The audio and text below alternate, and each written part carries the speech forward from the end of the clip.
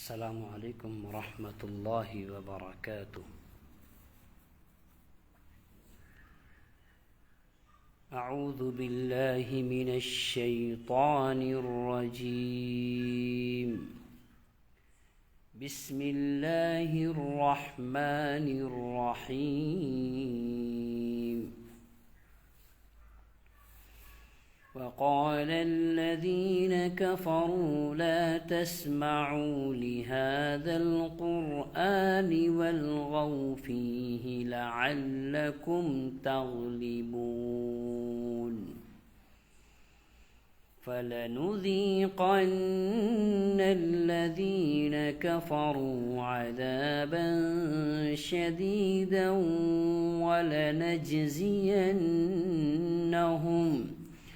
ولنجزينهم أسوأ الذي كانوا يعملون. ذلك جزاء أعداء الله النار لهم فيها دار الخلد جزاء بما كانوا بآياتنا يجحدون. وقال الذين كفروا ربنا أرنا الذين أضلانا من الجن والإنس نجعلهما تحت أقدامنا ليكونا من الأسفلين. إن الذين قالوا ربنا الله ثم استقاموا تتنزل عليهم الملائكة ألا تخافوا ولا تحزنوا وأبشروا بالجنة التي كنتم توعدون. نحن أولياؤكم في الحياة الدنيا وفي الآخرة ولكم فيها ما تشتهي أنفسكم ولكم فيها ما تدعون. نزلا من غفور رحيم.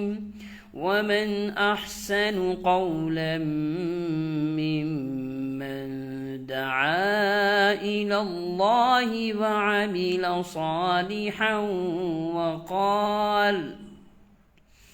وقال إنني من المسلمين.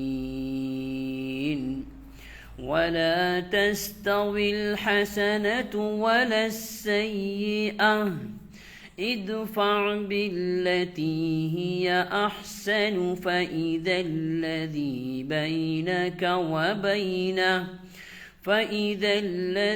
بينك وبينه عداوة كأنه ولي حميم.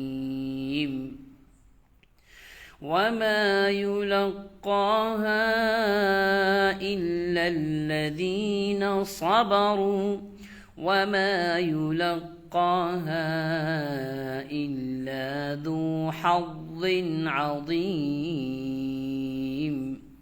وإما ينزغنك من الشيطان نزغ فاستعذ بالله إنه هو السميع العليم.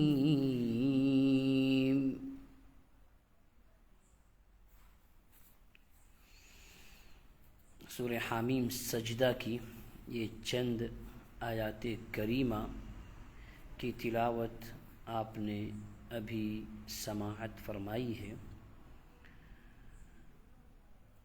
انشاءاللہ پھر آج نہیں تو کل کسی اور سورہ کی چند آیات کریمہ کی تلاوت کی جائے گی انشاءاللہ ضرور۔